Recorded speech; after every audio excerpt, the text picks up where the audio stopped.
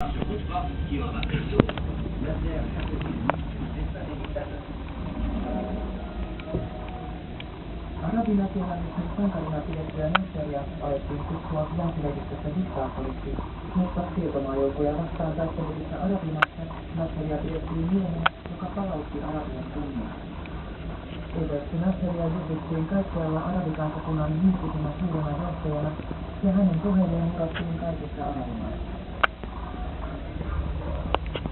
Lyhyt Suezin sota, jossa Israel hyökkäsi islantilaisten ja ranskalaisten puolella Suezille, merkitsi Egyptille poliittista voittoa sikäli, että se sai uuden tekijän Neuvostoliitosta, joka toimitti aseita ja tuki taloudellisesti egyptiläisten jättihanketta Asianin parantamista.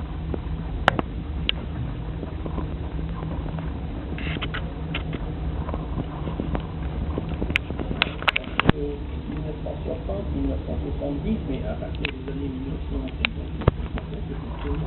dans une rivalité très vive. Et les deux pôles de la rivalité